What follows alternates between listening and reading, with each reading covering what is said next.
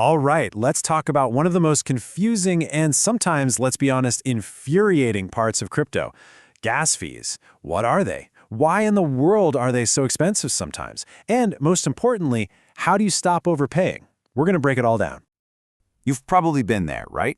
You're all set to send some crypto or maybe mint a cool new NFT, and then bam! You get hit with a fee that seems totally random and just way, way too high.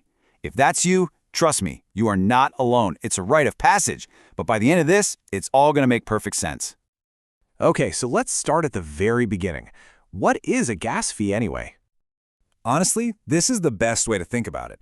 Every single thing you do on a blockchain, sending tokens, making a trade, anything, it all requires computer power to make it happen. Gas is literally the fuel that pays for that work. So no gas, your transaction is going nowhere. It's really that simple. So to put a more official label on it, a gas fee is just what you pay to the network validators. You know, the people and computers all around the world that are actually processing your transaction and adding it to that big public ledger, the blockchain. It's basically their service fee for doing the work. Now this is the part that usually trips people up, but I promise you, the math is actually super simple. It really just comes down to two numbers being multiplied together. Let's break down what those two numbers are. So the first piece of the puzzle is something called gas units. Think of this as a fixed number that measures how much computational work your action requires. It's like knowing your car needs exactly 5 gallons of gas to drive 100 miles. A short trip needs less fuel, and a big cross-country road trip needs a whole lot more. And wow, you can really see the difference here. A super simple transaction like sending some ETH to your friend is predictable. It always takes about 21,000 gas units. But then you look at something more complex like minting an NFT. That involves a whole smart contract and way more heavy lifting for the computers. So it can cost 200,000 gas units or even more. Okay, so here's the second piece of that puzzle. The gas price. This is what you pay for every single one of those gas units. And here's the tricky part. This price is not fixed. It's changing all the time based on simple supply and demand. When the network is packed with people trying to make moves, like during a huge NFT drop, it gets congested. It's exactly like rush hour traffic on the highway. The price to get into the fast lane goes way up. So let's put it all together. Your total fee is just your gas units multiplied by the current gas price. So for that standard transfer, you take your 21,000 units, and let's say the gas price is 50 gwei, which is just a tiny, tiny fraction of an ether, kind of like a penny is to a dollar. You multiply them together, and there's your total fee. That's the whole formula. Now here's something absolutely crucial to remember. Not all blockchains are the same. Not even close. The digital highway you choose to drive on makes a massive difference in how much you're going to pay in tolls.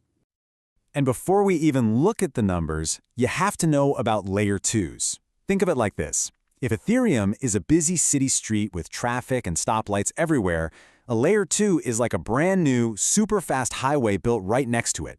It can bundle up tons of cars, or transactions, and process them way faster and cheaper, all while still being secured by the main city road.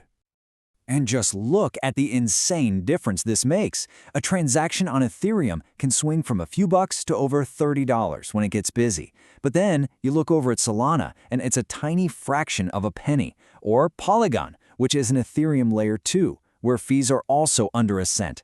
The takeaway here is huge. The network you choose to use is maybe the single biggest factor in what you'll end up paying. Okay, so you get what fees are and why they can be so different. Now for the fun part, how do you actually lower them? Let's get into your toolkit for saving some money. These are the 4 big ones. First, time your transactions. Don't try to send when everyone else is. Second, whenever you have the option, use a layer 2 network, like Polygon. It's just cheaper. Third, your crypto wallet will usually give you options, slow, average, or fast. If you're not in a hurry, picking the slow option can save you a bundle. And fourth, if you've got a few payments to send, see if you can batch them together into one single transaction instead of several. And seriously, this car analogy just hits the nail on the head, right? For that first tip about timing, network traffic is usually way lower on the weekends or late at night in the US and Europe. Just a little patience can save you real money, exactly like avoiding that 5 p.m. traffic jam saves you a ton of fuel. So we know how it all works, but why? Why do we even have these fees? I promise they're not just there to annoy us. They actually serve a few incredibly important roles for keeping the entire network safe and healthy. It really boils down to 3 main things. First, it stops spam. If transactions were free, a bad actor could just send millions of tiny, useless transactions and clog up the whole system, grinding it to a halt. Second, those fees go directly to the validators as a reward for doing their job and securing the network. It pays them to be honest. And third, it helps manage demand.